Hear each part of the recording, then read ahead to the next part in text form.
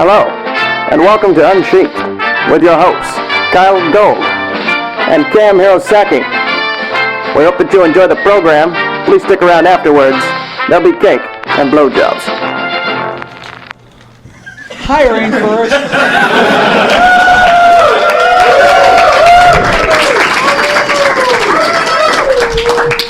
Welcome to Unsheathed episode 89, which I hope is the right number. Yeah, because we made the dumb piano joke at the beginning of episode 88. And by we, you mean you? By me, I mean me, yes. Which nobody's heard. Which nobody's heard yet, but... Well, except for him. We are so delighted and happy to be back here at Rainforest, the site of our first live podcast, and look how many more people have shown up this time. Yeah, that makes you guys our favorite. Yes. Also, I get more free wine here than at any other podcast I could. Like you. And so, for those listening at home, I am Kyell Gold, drinking Coke out of a wine glass. All right, let me put down my bucket of wine. I am Kyell Hirosaki. Hello. For those of you who are listening to this after the fact at home, the audience will back up that I am drinking wine from a bucket. Yes. I will also confirm it, and by now you've probably seen the pictures. Yeah. Also, just real quick, this wine is a Pinot Noir from Oyster Bay from New Zealand. This was given to me by Running Cat, who's up here in the audience, so thank you. Hooray.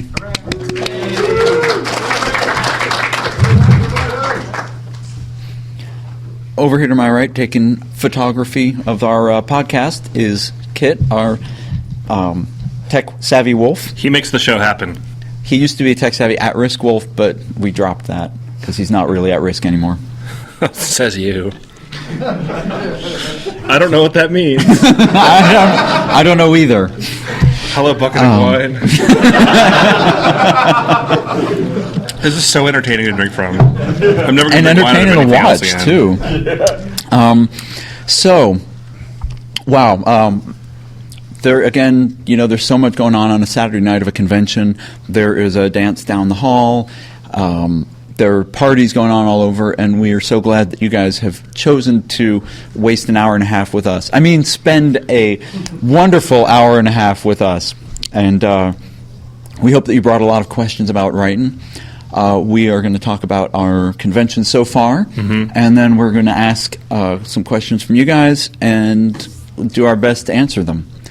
And so, how has your convention been so far, KM? My convention has been great. I got in on Thursday, and it's been a lot of fun pretty much since moment one. It's been weird getting used to the new hotel, which I have to confess, after 3 days, I'm still no better at navigating than when I first got here. But it is a confusing maze of a hotel, and I think that's why the rat furries are much better at finding their way around. Oh god! I was trying to find my own room with Wu Wei one day, and we literally had to take 3 elevators before I found one that got me to the right floor. It was very funny because it's another one of the hotels like FWA that has 2 towers, so the rooms are numbered with tower number and then floor number and then room. So if your room number is 1401, we had people wandering around going, "None of the elevators go to the 14th floor." The people here are laughing because they know, but it's actually Tower 1, 4th floor. So yeah it's and then not all the 2 buildings aren't connected except through the lobby, and then the convention center is not connected to either of the towers. So. Also, not everyone knows or has noticed that there are actually 2 courtyards in the hotel. So people are like, "Oh yeah, just turn at the courtyard," and it's just it's like this weird Mobius strip from hell. It is, but the hotel has actually been great. Oh. The staff has all been really good, and we hear good things from the Rainforest staff about working with them. So we're very happy to be here. And actually, we were just saying, I love the convention center space and how they've used it and set it up. I mean, all the panels and the dealer's room and everything are right here. The dealer's room is great. It's huge, and I think just overall it's pretty cool. And the Marriott where the con was last year is just up the hill, so you can still go up there and laugh at them and then come back. I need to go up and get my Rain City Punch again. Yeah, I need my salmon fix. We went up there for dinner just to see if they missed us. No, I don't think they did. I don't think they did. No. Well, nerds. Yeah, well, who cares about them anyway? We have a new hotel. We moved on. Yeah, and we're a strong, independent convention. We don't need you anymore. We will survive. Yeah, it's been a really good convention. As always, Rainforest has one of the best writing tracks of any convention that I've been to. They push the writing aspect of the fandom really hard. It's weird because this table we're on is slanted downwards towards us, but at a really slight angle, so you don't notice it until you put a glass on, and you're kind of like, why is it coming towards me still? Yes. It's the table's fault, not the bucket of wine's fault. Right. Because I'm seeing the same thing, and I've only had a wine glass of Coke. Yeah, so which, wow, lightweight. Yeah, I know. I've got 2 more cans to get through before the end of this podcast, so we'll see how that goes. But the writing track has been really awesome here. We had they have Alan Dean Foster as the guest of honor. Yeah, he's been really cool too. Who has been really, really cool. Both KM and I have been on panels with him, and he's just been so polite, and he's been doing this for longer than both of us have been alive, pretty much. Not combined, but longer than either of us have been alive. I actually brought him a book that was physically older than me, and for the people who listen to the podcast and like to time their stopwatch as to how long does it take for me to mention Star Wars, I got him to sign my first edition paperback printing of Splinter of the Mind's Eye. I was very excited. And how did he react to that? How did he react to that? I don't know, because before he could say anything, Tube, who was right behind me, whistled. He's like, "Ooh, Splinter of the Mind's Eye," and I'm like, "Yeah." And he just kind of smiled and signed it and gave it back to me. Yeah, he's been a lot of fun, and just it's really nice to see someone whose work you've admired for so long. Like I said, we were reading his books 20 years ago, and now we're sitting beside him, giving advice with him on panels, and he is very respectful, and he's always just why don't you say something now? What do you think? And I'm like, I think what you think, Alan Dean Foster. Yes, and but eventually you formed your own opinion. Yes, I did. So that's been really cool. That's been one of the highlights. But also, I've just really enjoyed getting to sit down and talk to all of the old friends that we know from past years and new friends, and I got to do a reading of a book that's coming out in March, which was, I think, well received. Nobody got up and stormed out of the room after I read it, so I take that as a good sign. And I have a reading of my book I'm doing tomorrow at 1 p.m. in one of the rooms. I don't remember. It's either San Juan or Emerald F. Emerald F, yeah. If anyone happens to know, I can tell you. San Juan, okay. Good, it's the small room, which is good. We don't need a big room for that. So what else? Oh wow, what else? We had a book launch party tonight. Yes, we did. It was yes. Well, that's we're leading up to that. Kit is impatient. Wolf is impatient. He just wants you to be a pretty fox.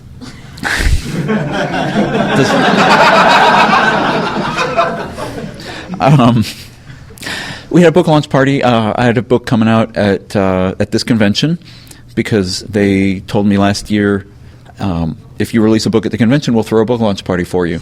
And I told Kyell, write more books about weasels. And he did. So I wrote a book about a pine marten, which came out at this convention. It's called Science Friction. It is a kind of gay sex farce, which is a genre that I admit I had not had a lot of experience in reading or seeing on screen, but I thought it would be fun to try, because I do like kind of the screwball comedies, and this was just a fun little experiment, and people seemed to enjoy it when I ran it past my usual suspects. And I certainly enjoyed it. I already told you all my fanfic pairings I have in mind for that one. So. Oh yes. I'm willing to bet that the bonus story I included after the main story was not one of your fanfic pairings. It was half of it. Anyway, that was so that's been a lot of fun. And then we come here to do this show, which is often the highlight of our convention. At least the last 2 years it has been. Yeah, definitely. And we get gifts of wine, which I think you've already described the wine. Uh-huh. You mentioned that. We also have very good, by the these way. lovely hats from, do you want to be introduced as Furry Omnibus, from Furry Omnibus, who has so they're I don't know quite how to describe them. It's like imagine if you scalped a fursuit and like put it on your head Of a fox and then of an otter. Yeah. And they fit over our regular hats in some kind of style. Oh, so I'm the Lord and Master of all evil, and you're just the mini boss. Yes.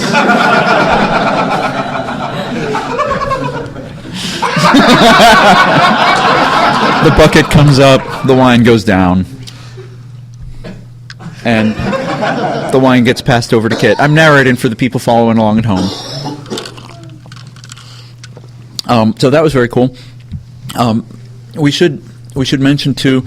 We are sad that our what is he? Snow leopard, Savian, Oh yeah, who the past couple years has attended our podcasts and drawn during the podcast, live art, is not able to make it this year.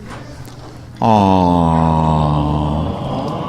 You did it very well, thank you. We're all very sad. We will have him listen to this and that. But the talented Furry Omnibus has taken it upon himself to draw badges for Kit, myself, and KM. Yep. Sorry. Madarao, Madarao. Is that an FA account? Yes, but Okay. nothing on it yet. But there will be, right? Yes. Okay. Surprise! On mine, I'm drinking wine. And on mine, I'm enjoying the hell out of some Coke Zero. And Kit is as excited as a little pup over snowfall, which is actually very true. He does get that excited. Because we live in the Bay Area, so if we see snow, it's either because we're traveling somewhere cool or the apocalypse has happened.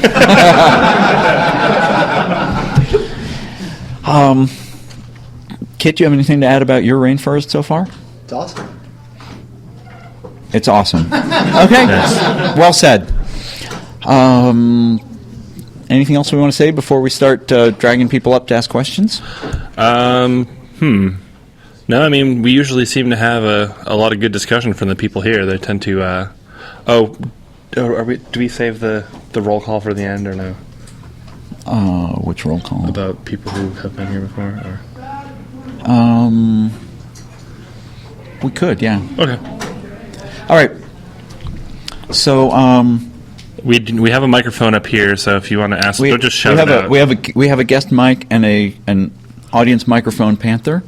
So if you have a question, raise your hand, and the Panther will come around and. I won't, actually. Well, the Panther will come up to this area, and you will come out and join him and ask your question that way. So, any questions about writing, stuff that you did not get to ask in previous panels? We've had a bunch. Oh, of hi! panels How was already. your sex life? Is not a valid question. And who had 10 minutes on the room reference? Wow, nobody. It's not the Camp Farrell crowd anymore. I know. I can't just make an entire room. Oh, Neverwolf's over there. He got it. The one wolf howling in the distance. Oh, hi, Neverwolf. I didn't see you there. It's not true. Yeah. Okay. There we go.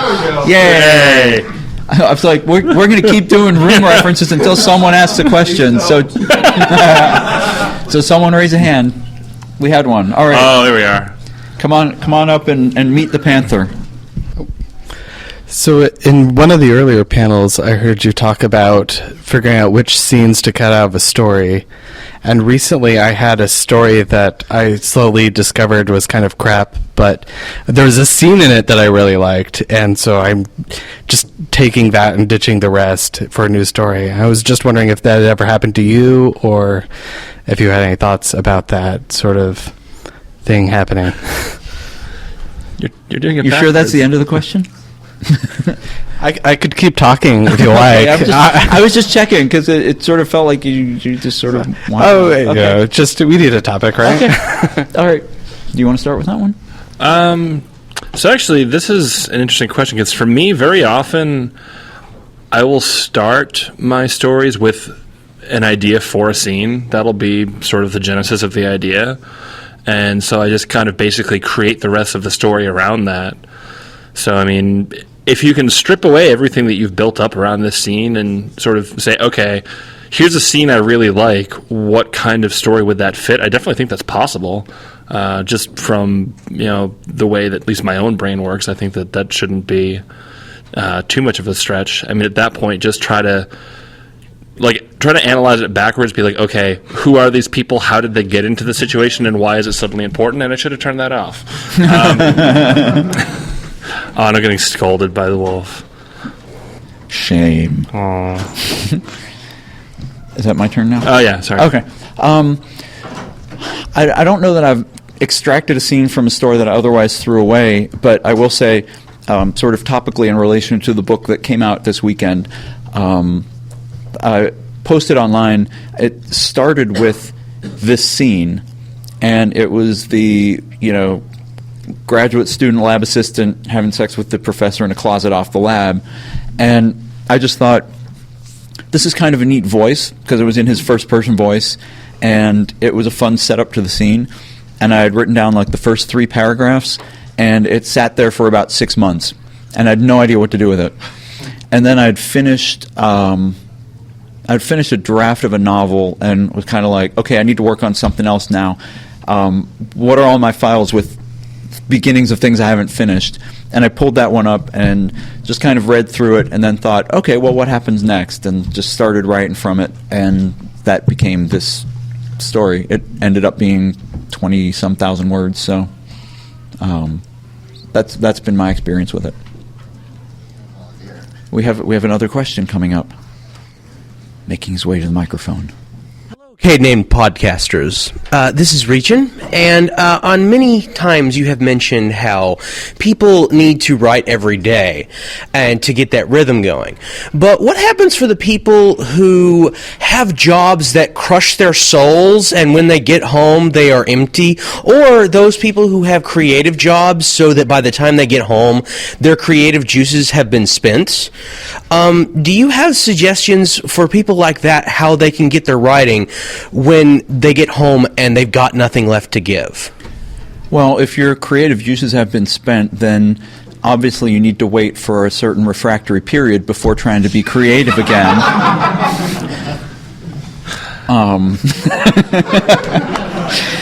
But Kit took my wine away. I think you still have half a bucket. I know. But I need it all now. I think that in those cases, especially in the case of a job that crushes your spirit, I think it's even more important for you to write, to be a little bit serious, to remember that you have a spirit and that you don't let the job beat you, and hopefully not literally, but it is something that we say a lot, and we hear a lot of people come in and say, well, I don't have time to write. I don't have time to write. And the response is, you never have time to write. You have to make time to write. And if you are going to be a writer, then that every day of writing is critical. One of my teachers has said, you can set the goal as small as something like 250 words a day, and that's 3 paragraphs. You can do that in half an hour.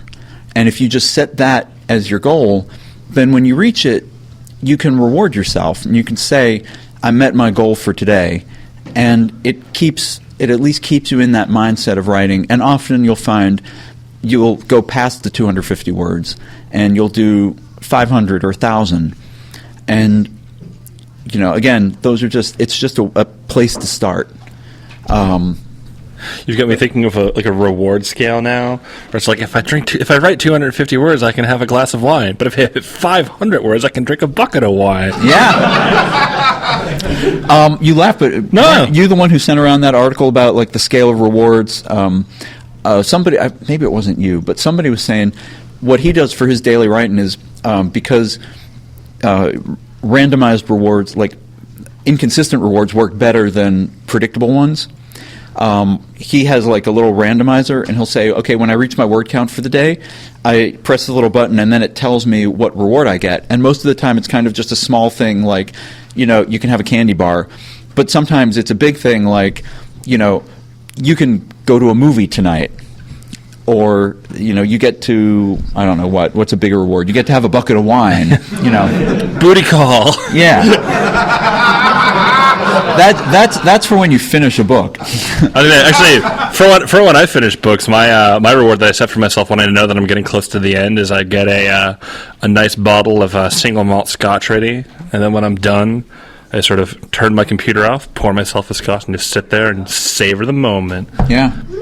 Well, there's actually, I was kind of thinking about this, because the process of writing a book is kind of weird, and I'm getting a little bit away from that, but it's a little weird because you're writing the first draft, and then you get to the end of the first draft, but it's not done because you have to go back through and edit, and then it's still not done because you have to give it to your readers, and then your readers give you feedback, and that's the first time someone else has seen the book, and then it's still not done because you have to incorporate their feedback, and then you have to send it to the publisher. So I think kind of the 2 points that I feel are real milestones in finishing a book are finishing the first draft, because that's the first time the story's been set down in its first complete form, and the time when it gets sent to the publisher, because that's the time when the bird has left the nest, the cub has left the den, whatever metaphor you want to use. I don't have control over it anymore. It's done, it's finished, it's set, it's out. But to get back to your question, we get that a lot. You have to write every day. You have to get up, set your alarm half an hour earlier, and write for half an hour in the morning. Give up one of your, evening TV show rituals and write for half an hour in the evening. Yeah, and if you can't write every day, it's at least important that you write regularly. Strive for every day, but if you have a schedule, like if you're married and have 8 kids and just can't do it, maybe it's just, all right, Monday and Wednesday night are going to be your writing nights, and you just need to make sure that you don't plan over those, like, oh, well, I don't have anything going on those nights, it's just writing night, I can go and do something else instead. Like, no, like, make sure that you have your you time. And it really helps to have some kind of partner, whether it's a writing partner or a life partner, who is committed to helping you reach those goals. Because if you have someone else dependent on you, then you're much less likely to let them down than if it's just you dependent on yourself. Part of the reason that Cam and I differ a little bit on this, I kind of lean more towards the every day, just because if you're only doing it a couple days a week, it's very easy to fall out of the habit of it. And no, it is. I don't disagree. No. But I know what you're saying. But if you're just doing like Monday, Wednesday, for instance, then there's that whole stretch from Wednesday to Monday where you might not think about writing, you might not think about your story at all, and then you have to get back into the mindset. And the other thing that writing, even if you just write a little bit every day, the words, they can be crappy words that you're writing every day, but you are thinking about the stuff that you're writing. Your brain is turning on those gears, and that makes it that much easier the next day when you pick up your document and you open it up to start putting some more words down. And the more you think about it, the more you process it in your head, the better your writing's going to get. Yes. That was my rant. No, yeah, I agree. And I apologize, but circle gets the square. This fox hat is getting kind of warm over my other hat. It so is, I think actually. I'm going to have to. I'll put it back on. I'll put it up. I'll put it here. Also, so for people who had mentioned before we started rolling that the green poker visor has sort of become my symbol that people recognize me by. My old one died. It died in a horrible accident, and so I had to get a new one. And this new one's a little bit too small. And if I wear it for like more than an hour at a time, I start to get a really bad headache. So I need to take it off for a few minutes. So I'm sure the bucket of wine has nothing to do with the headache. No, because I wear this out other places sometimes. Leave me alone, you're mean. I don't need you. If you're going to use the I don't need you line, then you need a thermos, not a bucket. You're tearing me apart, Kyell. Please stop. I'll never stop. Is that a Star Wars throwback? Tearing me apart. No, that's the room. Sorry. No, he's holding me back. Sorry. Oh, really? He's jealous. Please, someone have another I will learn question. to be able to stop people from dying. Someone, Sorry. stand up. Yes, come forward. Okay, we have one person here, and then... Please make me talk about something else. Okay. No. Hi, this is Earth Digger. I've Hi, got Earth another Digger. question this year. We remember you from many rainforests. So it's been mentioned in many panels that it's helpful to have a writing group to do peer edits and other such encouragement, but is there any advice for finding a group of writers or starting a group of your own? That's what I'm wondering. Well, again, if there is not a group that is local to you or that you are a part of, I would certainly suggest that you do start one, because they are extremely valuable to have. Just the ability to have other people to bounce ideas to bounce off of other people is just such it has such a huge impact on just developing the support structure and getting knowing that you have a reliable source of feedback and you're not just sort of writing into like the ether. Also, having other people who are counting on you to send them things that they can read sort of keeps you honest and makes sure that you stay productive, so that you don't just go weeks and months without producing anything. So quick question, by a show of hands, how many people in the audience are writers who do not currently have a writing group but would like to be part of one? You don't need to be shy. Well, we had a bunch of hands up, so this is a good place to start. We recommend having a local group, because meeting face to face, it's a lot easier and more effective to deliver critiques. But it's also online works too. And the thing is, with the online, you have to be a little more disciplined. You've got to make sure, because have regular meetings over some chat programs. There's the new Google Plus has Huddle that you can use. You can do conference calls on Skype. Yeah, I was gonna say you can get Skype. together, but set regular times and make sure that you get together and that everybody is really committed to it and responsible, and keep each other honest. But conventions are a good place to start. Go to panels, go to workshops at conventions, and just say, hey, would anybody be interested in being in an online writing critique group? Yeah. It's really not as much work as it sounds. Just as an example, our group is, we meet every other week, and typically only one person in our group, is there like 6 or 7 of us? Yeah. Typically only one person at a time actually has an active story out that we're workshopping, so it's not like, oh God, I have to write something for this group constantly. It's like, no, as long as you're willing to read other people's works with the understanding that when it's time for you to write, they will, be reading yours in turn. It's a good way to sort of share the work, and it makes it more fun than just writing by yourself. So, with your permission, I would say if folks are interested, if anybody here is interested in being part of an online writing critique group, come over here to Earth Digger after the podcast and just chat about it and see if your schedules align and if your goals kind of align, and maybe get something started. You can't miss him. He's the guy in the Moogle hat. Yeah. One other resource that has been presented to us, there's the Furry Writers Guild online. It is, intuitively enough, furrywritersguild.com. That's writers with an S. What? It's not just for published authors. They only Well- publish authors. Well, but they do have resources on the website that will, give you the different sites and. Sorry. Forums too. Oh, sorry. Oh, sorry.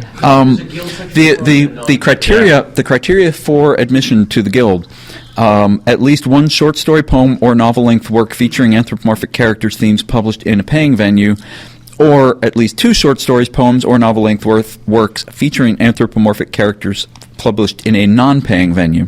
So, if you have 2 stories published in convention con books, that qualifies you to join the Furry Writers Guild. And just send them an email. It's actually furwritersguild@gmail.com, and they have forums.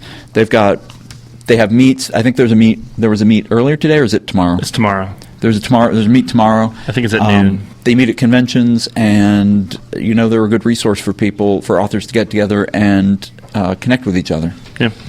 And as somebody in the audience mentioned, they do have forums that, you can visit the forums and, find people without being a member of the guild. So Right. that is a possible resource for you. So hope that helps. And now we had Yes. the gentleman in the tasteful hat. Yes, and the tasteful fedora with the jaunty accent that was so familiar to us just a few scant weeks ago. Oh, but Hi, his is like a sort of central Western Canadian accent, not an Eastern Canadian accent. Well, the world does revolve around Toronto. Yes. All right, I'm Roland from the ever intermittent Unfurled with my compatriot voice. I didn't so much have a question, more of a comment on the question previous regarding soul-crushing jobs, no time writing, and all that.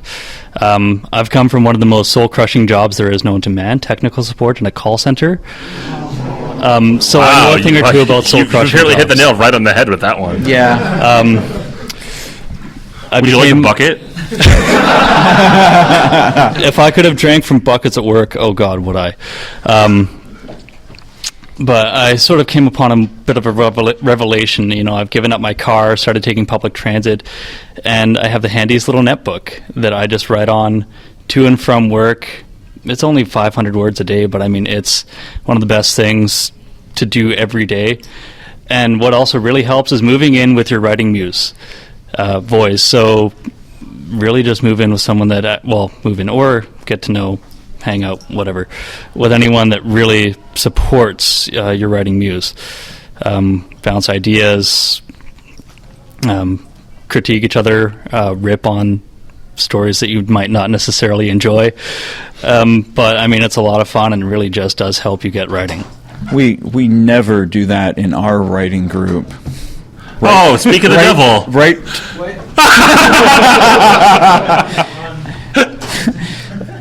See, that was about as perfectly timed as we could have. We couldn't have done that if we tried. I know. Yeah.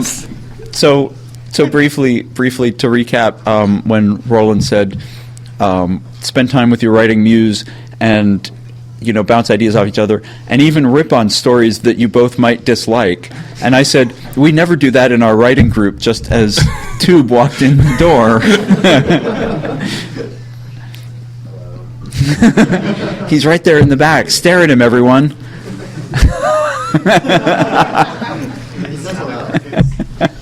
He says hello. Yeah, and I think the definitely writing on the way to and from work is a great piece of advice. Also, write during lunch breaks. I know Cam used to do that. Oh yeah. And write during if you're a job that allows you to take a smoke break, 15 minutes here, 15 minutes there. That's still some writing time, and you can find that productivity wherever you can. Anything to add to that? Yeah, just to build off of the example you said there about, how I used to write on my lunch breaks. I would do that as much as possible, but in the office environment that I was in, very often, certain days of the week, just at random, people in the office like, oh, hey, we're going to go and do sort of like a team lunch, and it's kind of impolitic to just sort of, run off and not be a team player at that point. So I was like, okay, I'll have lunch with my coworkers, and at that point it's like, okay, now I know in advance I need to schedule other writing time for later today, either during a coffee break around 3 or after work. But again, that just sort of built into the whole make sure that your time is budgeted somehow, and if something else takes over for it, reschedule. Treat it like it's like a doctor's appointment or something. And the other thing is you have to really assign your top priority to that writing time, because if you start responding to people and say, well, no, I can't do that, I have to spend that time writing.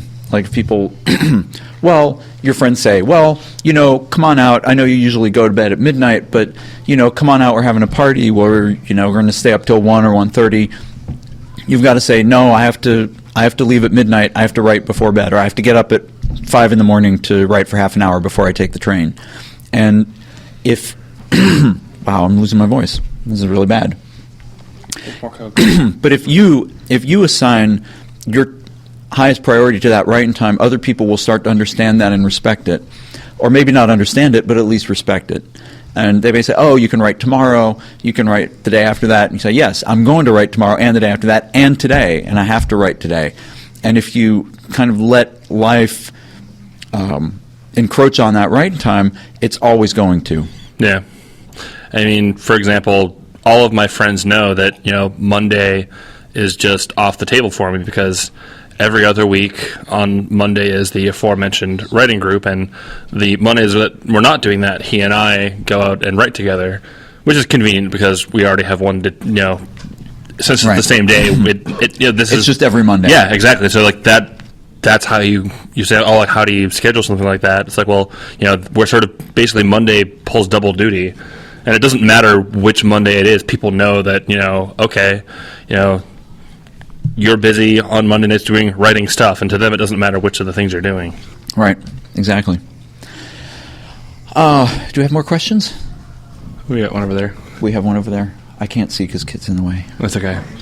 My name's Justin. I was at the Writer's Block panel on Thursday, and somebody brought up the issue of character development.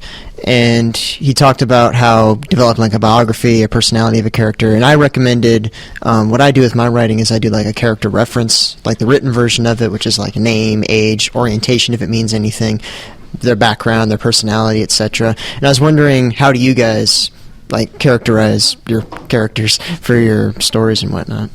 That's certainly a valid approach, as Kyell is very fond of saying any creative process that works for you is a valid creative process.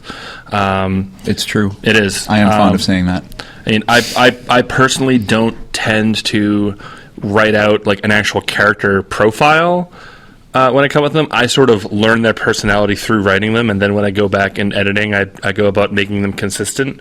But I do keep their personality and their history in mind, even if, and actually especially if, it's not going to go into the story. If you're writing a story about, a character who is, has just started dating someone and you want to sort of explore the early stages of their relationship, you don't necessarily have to tell the reader what this character went through, like, back in college. But if you have that in your head of, like, what sort of background they come from, that certainly helps, to at least have the character come across more authentic in the page without having to give the reader what is commonly referred to as like the info dump. Mm-hmm. But I mean, if you know that, and if writing that out and having that as a reference that's written down somewhere physical where you can read it, if that helps you, then absolutely do that. One of the sort of cautions I would add to that is, if you write out all this background, resist the urge, as Cam kind of alluded to, resist the urge to put everything into the story. This should be just something that informs how the character acts, how the character reacts, and if there's a point at which it becomes relevant, if like some character says, why do you hate clowns so much, then it's perfectly acceptable for your character to say, well, a clown killed my father. Generally, that information should be just for your benefit. I have done a lot of different things with characters in the time I've been writing. A lot of the times I do it sort of KM's way, where I have an idea of a main character because that's sort of the core of the story. So I know that the main character in science fiction, for example, is someone who's just kind of enjoying life and doesn't take really anything too seriously, and what he kind of has to learn over the course of the book is that he has to take some things seriously. And so that gives me a start. That's like the defining characteristic of the character for the purpose of the story. What I've done with other stories is sometimes work. I haven't done it so much actually with furry characters, which is kind of weird. But when I was writing the book with some human characters, I would just go out into the media and kind of look at pictures, and I would find pictures that looked like my vision of the characters and kind of put them away into a file. And because a lot of that was happening, because I was writing it during the fall, so a lot of it was in football season. So a lot of the characters in my one book in my head look like football coaches, which is kind of entertaining, actually. But if you have a visual picture of this character looks like this, it actually really helps you think of what that character's like, because we're very visually oriented. So then, because one of the characters in the book is a furry, I had to get somebody to draw a picture of him. So now I have his picture up, and then I have the other pictures around him, and it's this weird little world in my head. But So having something visual to latch onto with a character is good. Doing the backgrounds. Another thing that I've been doing with one of the projects recently is thinking, well, a lot of what I want to nail down with these characters is having different voices and dialogue.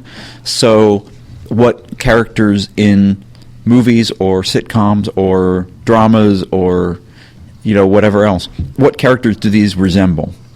So, and then I always kind of have in my head, well, he's kind of like Jack from Will and Grace, only not quite as flamboyant, or something like that. And if you have kind of a shortcut like that, then that helps you to keep him consistent to those lines, or keep her consistent, because we write both genders of characters. Actually, and on that note, a little trick that might actually be helpful. At my old job, I used to direct voice recording a lot.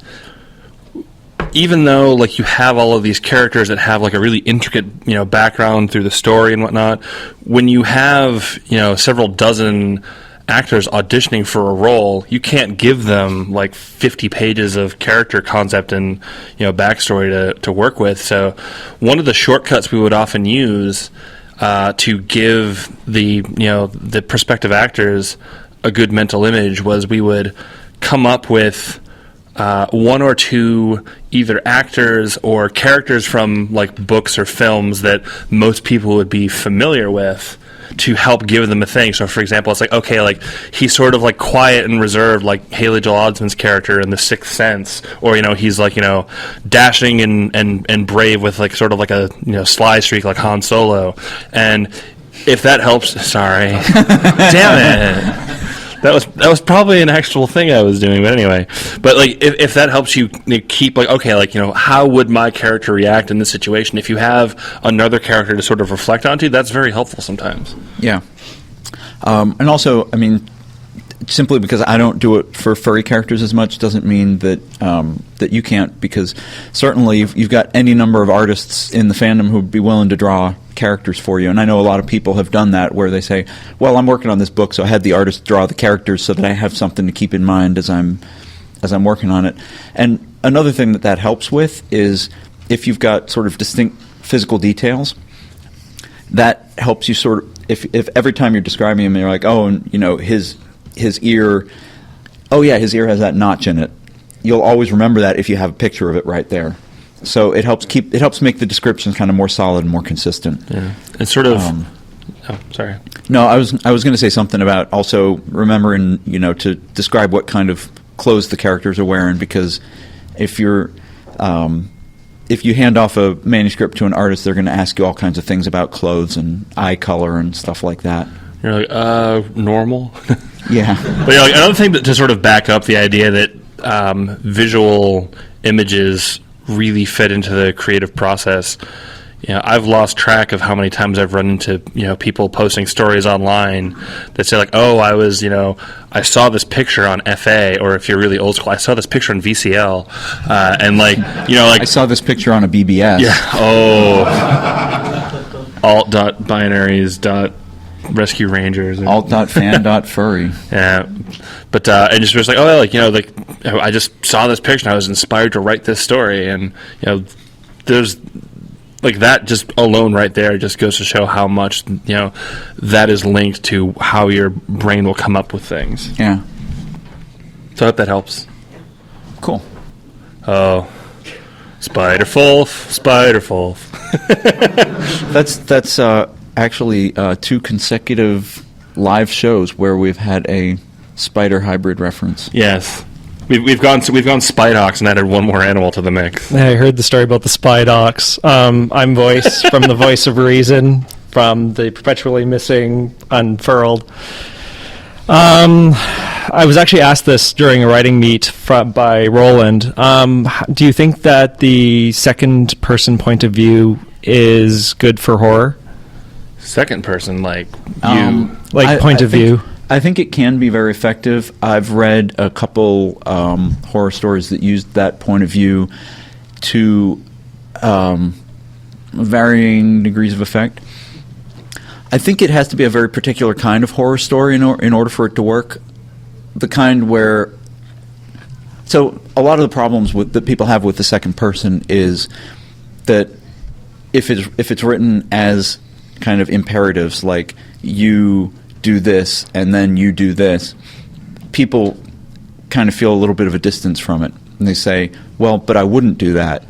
Like, you hear a strange noise from the basement, you go open the door. But like, I wouldn't go open the door. I would call my uncle who has a shotgun, and I'd get the hell out of there.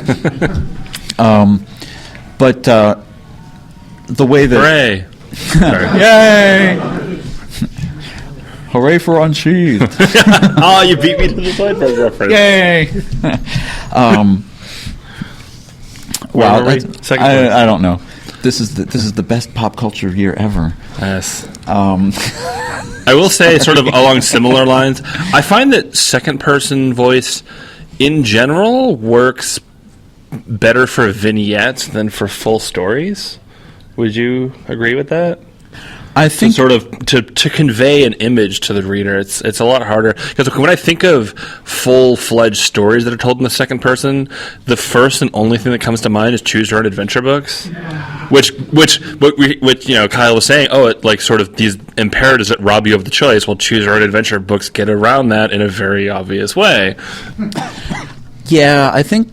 The one that I read that was pretty effective was called, and I'm going to not remember the name, but it was kind of based around, like I think I've talked on the podcast about Lori Moore and the how to self-help is the name of the book. My favorite second-person book is by Lori Moore, Lorrie. It's called Self-Help, and it contains a bunch of stories. But what she does with the second person is she makes it, like, some of the stories are called how to be an other woman, how to be a writer, which is a fabulous story, and you guys should go look it up online. The horror story that I read was very much in that vein, and it was, if you want to find out if there's a demon in your house, do this, walk along this rug, do this.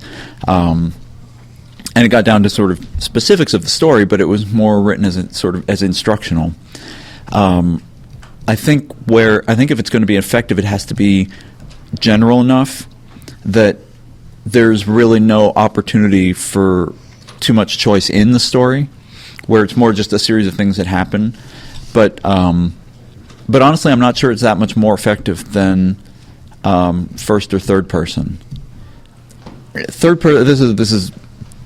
There's this whole kind of literary concept of how third person past has kind of become the default way in which we take in stories, and it becomes for us the equivalent of living through a story in the present tense, because we've been conditioned over all the stories that we've read to read a story in third person past tense as this is a story that is happening, and just because someone's describing it to us as having happened, we do that shortcut in our head because that's how we've read all of our books, because that's the most common one to read. First person didn't become real popular it didn't become even common at all until like 1800s. Yeah. Tube knows. It's like, I know that there was in Japan, the whole first person thing became its own whole movement. Like, it was this big cultural revolution. It's like, oh my God, you wrote a story from the point of view of I. This is amazing, and it just blew the minds of everyone. What was the time period? Right. And it was because of travelogues and the age of exploration and all that, and people would be like, I went into the bush and I found this amazing creature that was the size of an automobile and had a big horn on the end of its nose. And because you didn't have TV or internet, and then so it got run over by a rhinoceros. Yeah. It was like it was like delayed anecdotes. Yeah, like, here's this cool thing that I came across, which was in the deep Congo, which you will never go to, but I will tell you through the written word instead of talking to you in your parlor with a brandy snifter. Yes, and a velvet smoking jacket. Yes. So anyway, the point being, most of the time these days, second person is viewed as kind of really experimental, kind of gimmicky, and in order to pull it off, you have to Okay, I have a whole lot to say about second person. I know. I'm surprised, actually. I was like, "Lol, choose your own adventure," and you're just talking. There's a little secret about second person, and you have a lot to say. Yes. You have a lot to listen to. You have a lot to listen to, and you're going to sit there and hear it. The little secret to second person is that most second person stories are actually first person stories told to someone. So, or not first person, but the stories with a narrator. So there is a voice behind the second person, and if you're going to write it's okay.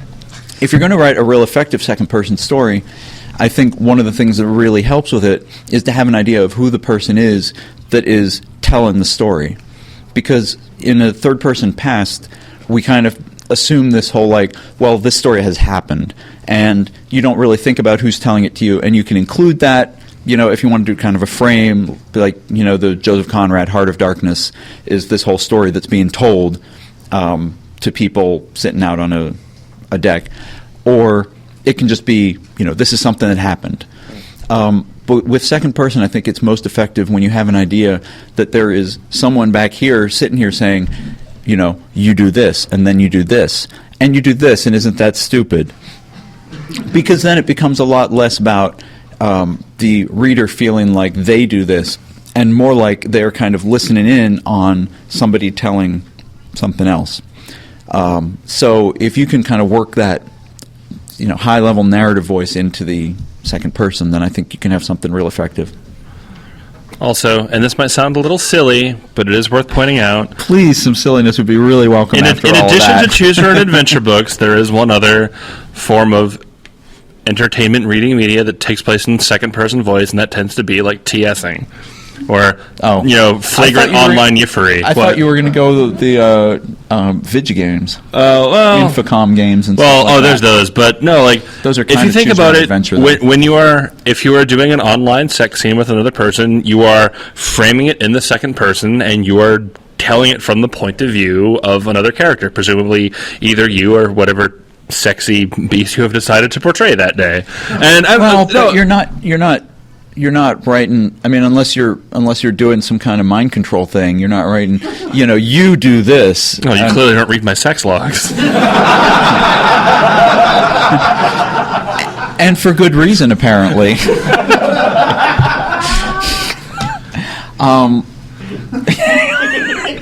Drink from the bucket. It isn't.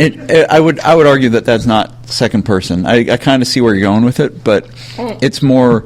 It's a specific form of second person. It's more of a third person because you're saying this character takes this action. No, you're not saying yes, but unless you're one of those people who has that in the description, who's like, you know, your eyes travel down his form. You cannot look away. Yeah, we call that's second person. We call that desk rape. Yes. No, like that's an actual thing. Like when you guys like, it's like you find yourself staring at his crotch. It's like, no, I don't.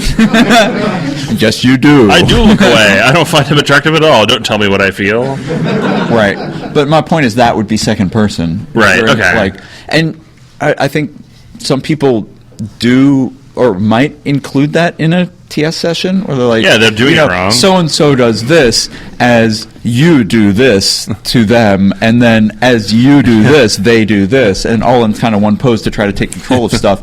But I think, you know, that Scritchy Wolf climbs up on your back and, oh, you like that, don't you, little fox? Yeah.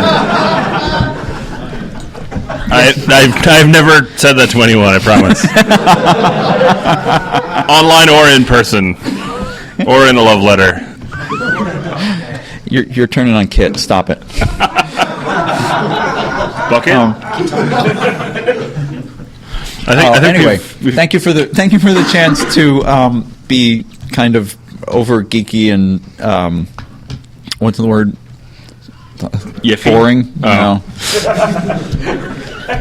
Over pompously didactic about the second person. Didactic. Yes, that's a good one. Please, someone else ask a question. Yes.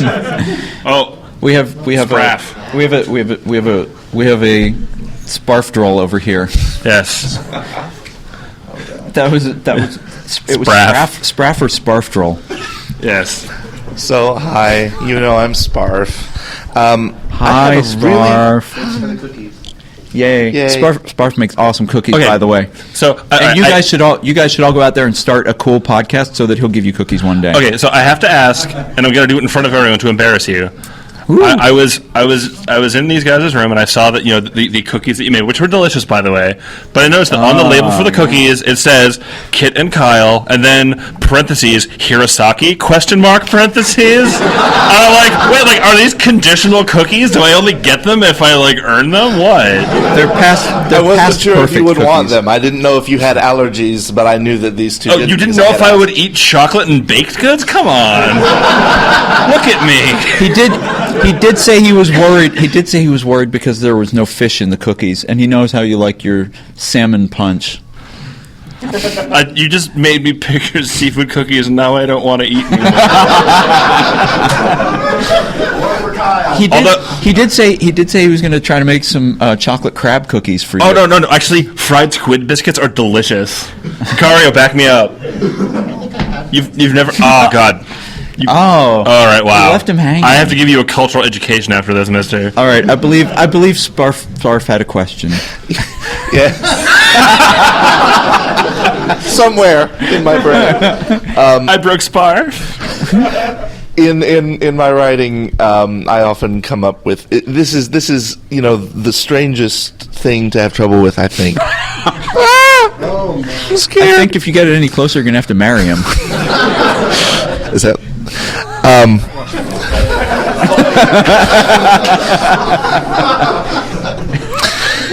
This is for my friend Dusk. Team Breaking Wolves, go. Coming up with titles is the toughest thing that I ever have to do once I have the story written, because I will sit and I've gone through 3 or 4 titles on a story, and I'll look at them and I'll be like, yeah, that sounds like a 5th grader wrote that title. That's a pretty stupid sounding title. And I'm not Faulkner, so I can't go and just lift Shakespeare and be pretentious. Well, I could be pretentious.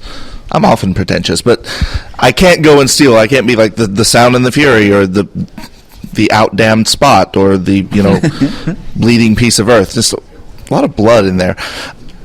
So, do you have anything that you do if you have trouble coming up with a title that you like? Any sort of exercise for that sort of block, I guess, that you might do that would help loosen up the?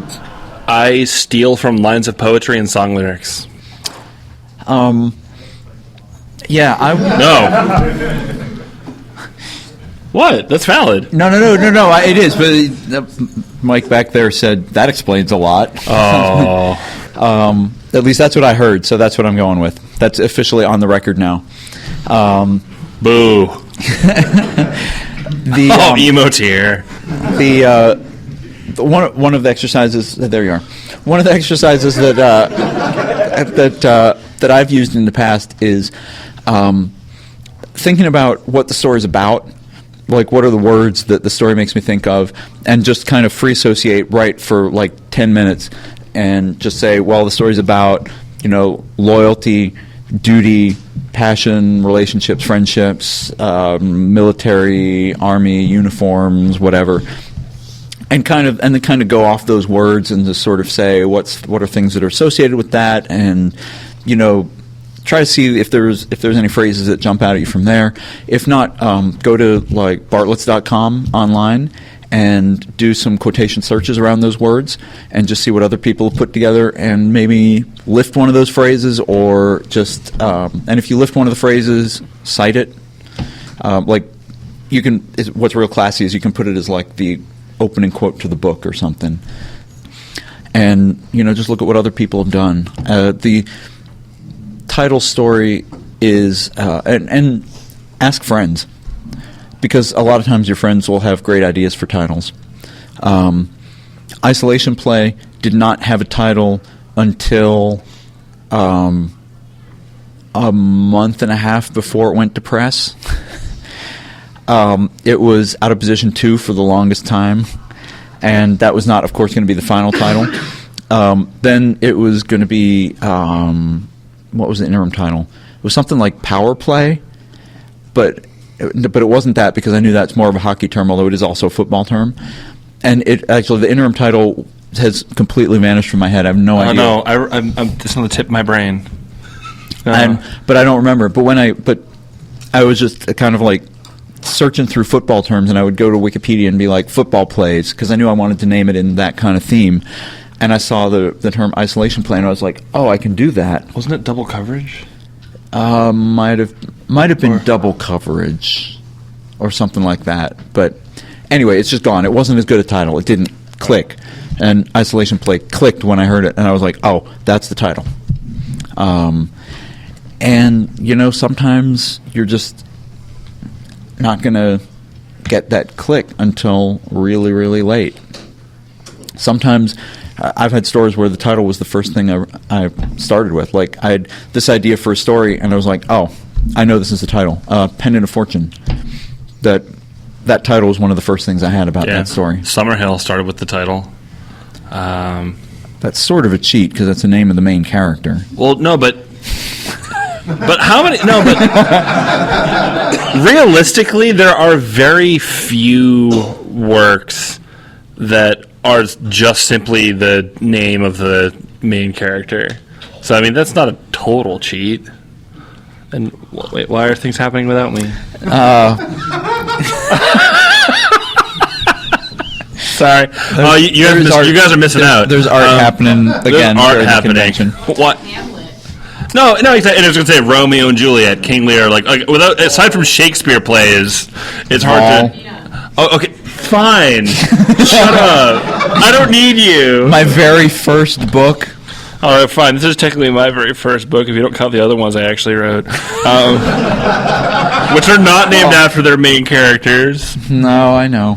And actually, I'm not super happy with Vol as a title, especially since it's a really hard name to pronounce. And people, I've had notes for people who are like, so do you pronounce the E at the end of the character's name?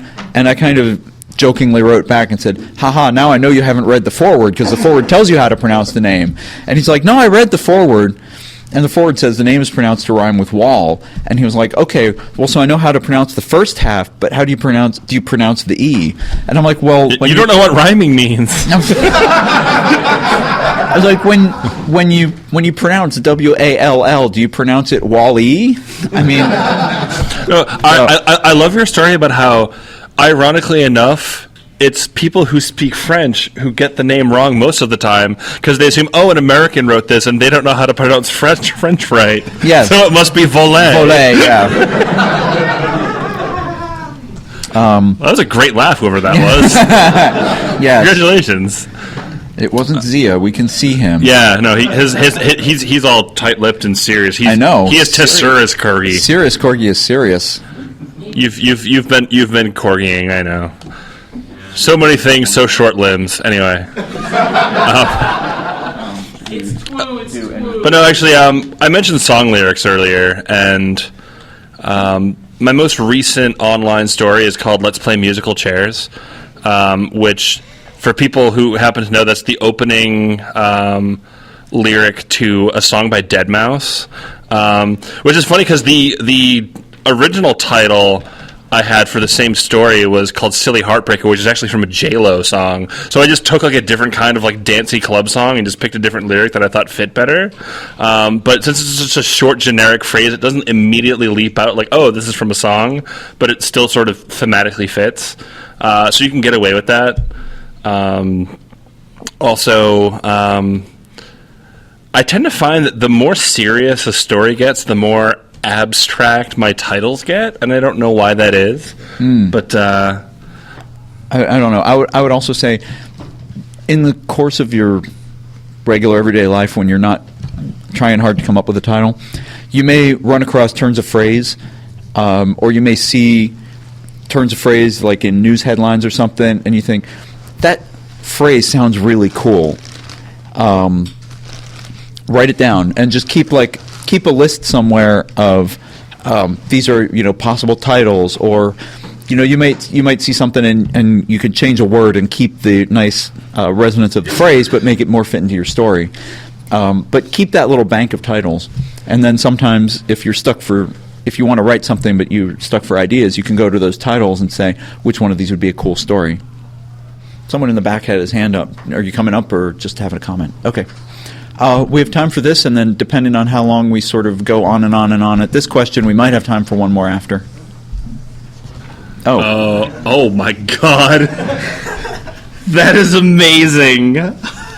Oh my God, I'm taking a picture of that right now. Tweet it. I will tweet it. We've been given art, and it is. I has a art. Cam Hirosaki looking very silly with a bucket on his head, saying, "I has a bucket." And I have this. By the way, if you haven't seen the bucket does have a shovel. Yes, and I'm currently covered in wine. and I'm looking serious in the background, going tisk tisk. That was done by someone who's sitting next to me, actually. Oh, I see. Back there. That's yes. I see the name is Dorn. Oh, Is that the FA name also? Yep. FA/DORN. So check his stuff out. It's very cute, and we will send him a scan of this so that he may post it. Kyell, by now you must feel like I'm stalking you. I've talked to you more in the last 2 days than I have in the last 2 years. So you're at a convention. That happens. Yeah, well, I'm happy to talk to people. It's okay. My question is, you've obviously done lots of write. Can I help you? Our done microphone Panther is very aggressive with his microphone, but it's. My question is, since you've done lots of writing, have you ever found your characters kind of come to life in your head? Each one has its own set personality, all apart from each other. They all go on their own little things. I'm wearing a con badge for one of my characters. Yeah, I have about. Actually, it was drawn by Itis, who's sitting right there in the second row. Hi, Itis. Yay, Itis. I'm a major RPer, so I now have about 20 live characters all up here in my head. I've been living there. Well, I will say yes. Short answer, yes. But what happened actually with Out of Position and then that whole series of books is I had initially written this short story, which I think in between is like 1,500 words, something like that.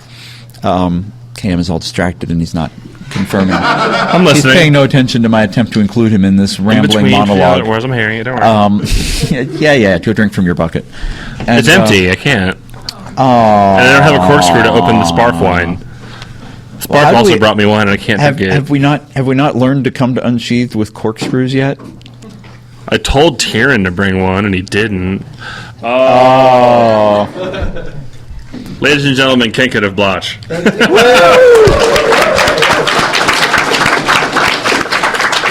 They don't just draw you pretty art; they also give your podcasting host wine-opening utensils.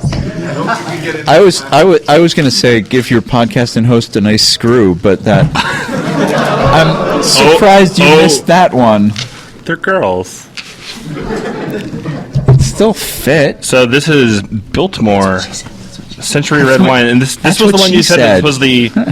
Oh man! I am disappointed. That was Kit. No, he made me say it. No, I am disappointed. Oh, yes. Yeah, I missed a golden opportunity, which was also a title for a story I wrote. I was going to say, that's what she said. But that's even worse. Yes, it is. You should be ashamed of yourself. I am, believe me. I will answer the question while you are opening the wine. So that, because... This is going to end in tragedy. Yeah, I know. I'm morbidly curious to see what happens here. So characters come to life. Yes, characters come to life. What happened with Out of Position was I'd written In Between, which was a very short story, and the characters had become so real to me that I felt that I was really interested in seeing where their stories were going to go from there on. That applause was for the otter opening the wine bottle. I don't need to write stories anymore. I can just open wine in front of people and pour it into buckets and I'll be famous. Sadly, probably true. Ooh, this smells really good, actually. So please describe this wine for us, and then I'll go on with my boring story. So this is the Sparf-given Biltmore Century Red Wine. Ooh, 14.2% alcohol by volume. Is the image on the front? Is that the North Carolina Biltmore Estate? Yes. Spar says Awesome. yes, for those of you who didn't get that in the microphone. Italian Our style fruity red architecture wine, pleasure thing to coming enjoy up. with food or by the glass, or apparently by the bucket. Haha, they did not anticipate me.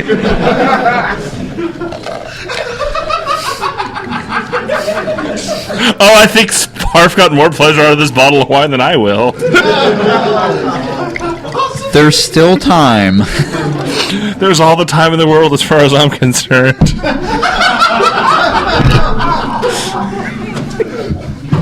What were we talking about?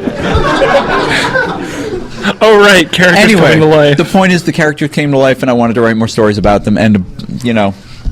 End of my story. What about you? Actually, so I mentioned the con badge that got drawn from my character here, Raylan, who some of you might be familiar with. He's a ringtail, which long-time listeners of the podcast will know I'm quite fond of. But Yes, also known as Cacomissile. Yes. Not lemur. No, he's not. Oh, he the baby Jesus cries if you call him a lemur. Which, if any of you follow him on Twitter, which I guess that's a sign that a character has come to life when he has his own Twitter account. So basically, never call the baby Jesus a lemur. Is the Which Jesus is a ferret. pronoun trouble. But no, so actually, this was originally just going to be a role play character, and I realized that as I was creating his backstory that he was very interesting. So I'm like, oh, okay, I'll write a story about him. And then I realized, oh, he has all these complex psychological issues that cannot be covered in one story. And relating to your question earlier about, how much do you go into when doing a character profile, and when we cautioned about trying to dump all of your character profile into one story, there's a lot going on with this character that has not come up in the 1.5 stories I've written about him. There's one that's online, which is the aforementioned Let's Play Musical Chairs, and another one that I started writing and have to stop because I have a novel to finish and people are yelling at me. This is a character that I already know I'm going to be writing about for a long time, because just the way he came into my head has just been really distinct, and he's very alive within my imagination, and he's also kind of a pushy bitch, so he's making me write about him in a way. So fully formed like Athena from the Mind of Zeus. Yes, only sexier because he has a big long banded tail. Right. Which that's a whole other. Greek mythology would have been a lot more interesting if they'd borrowed different things from the Egyptians. Kind of related to the animal people. That's what I'm talking about. Okay. I got it. You looked puzzled for a moment there. No, that was the face from the panel yesterday. Oh my goodness. Oh, we have more art. The other thing is we've. You sometimes write like little short pieces about your characters if they have these backgrounds. I forgot to mention this earlier, but I have written like small. We're getting artwork passed around. Yes.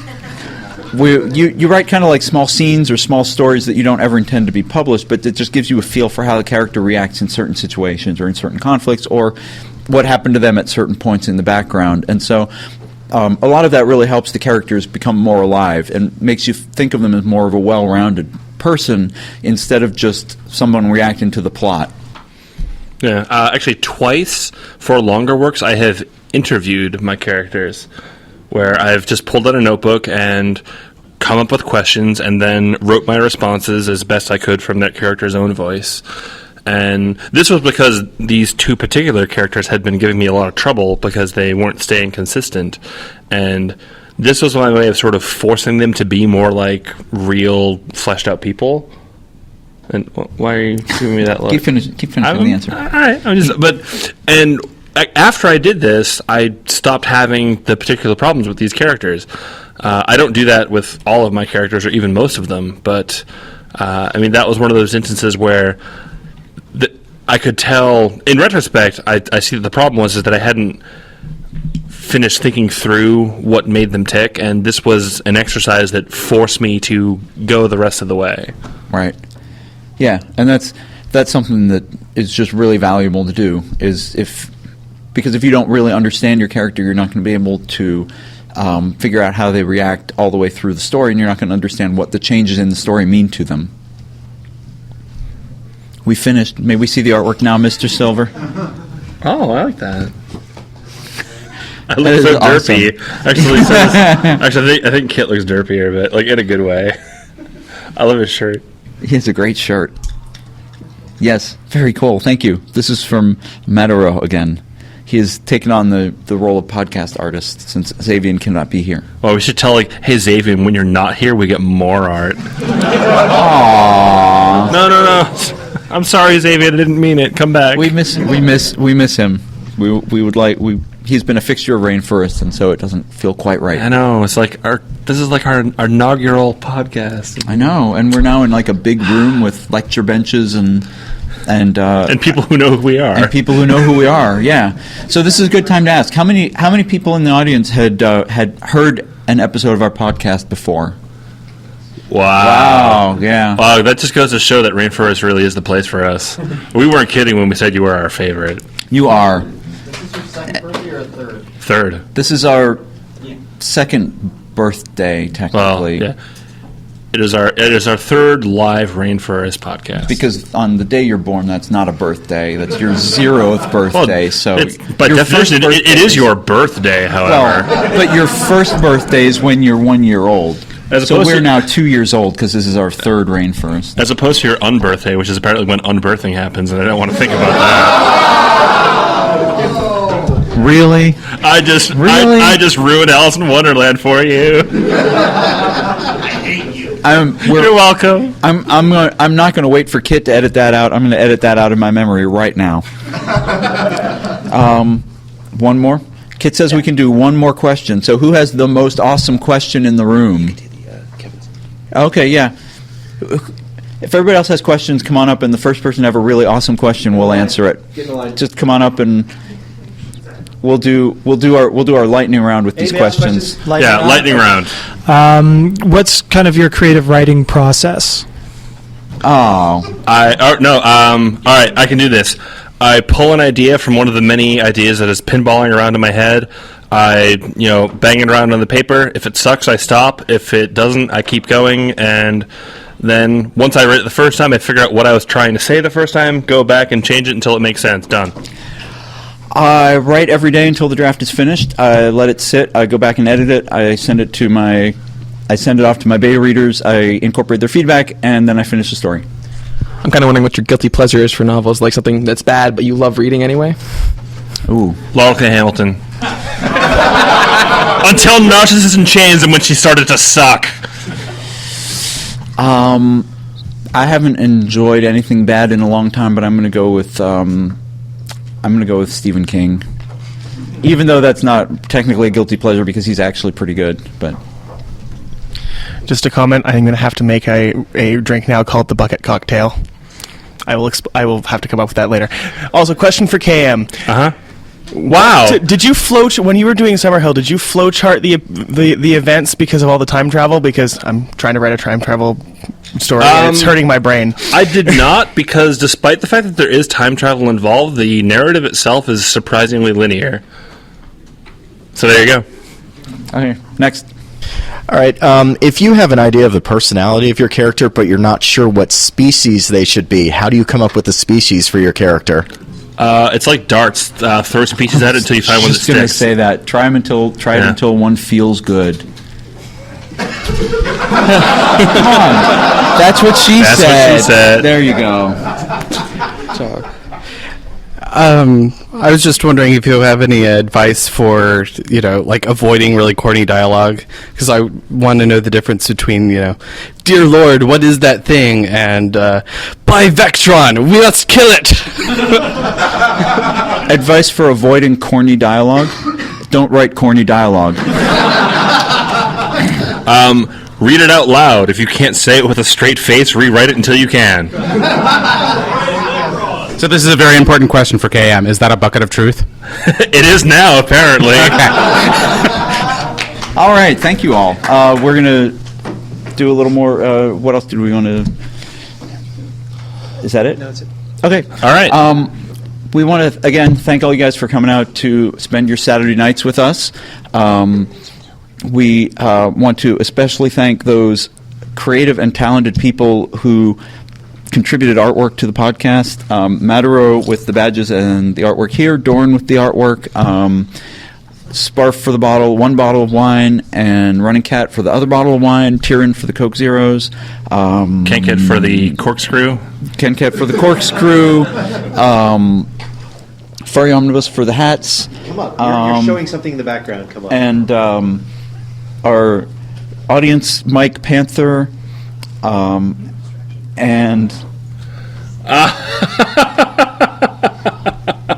Dave Yote for another piece of art with KM as the skeptical Star Wars reference otter with the bucket. And blushing. I am blushing. And blushing. That's true. I also want to, again, thank everyone who came out here on a Saturday night at a furry convention to not drink while watching me drink in front of you. That must take a lot of intestinal fortitude for most of you. And especially, again, the staff at Rainforest, who not only encourage us to come up here and do this podcast, but also switch rooms when the original room that they'd put us in was a little bit small. They gave us this slightly larger one, which is not next to the dance. They have been just really, really enthusiastic and encouraging about all the stuff that we want to do. Like they said, come up and help the writing track, and we were like, we've got all these ideas, and they were like, great, do them all. And so they've been really, really awesome. We've enjoyed working with them. We Any love this con convention. that personally asked me to come back to drink wine in front of a microphone is a good con in my book. Yes, absolutely. And we look forward to this kicking off another year of great live performances of Unsheathed. This is always sort of the beginning of our Unsheathed year. For people listening at home, write us emails at unsheathedpodcast@gmail.com. Follow me as Kyell Gold on Twitter, Kyell Gold on LiveJournal, Kyell on FA, Kyell. And I am KM Hirosaki on everything. If you don't find me, I'm not there. And once again, thank you, everybody, and keep writing every day.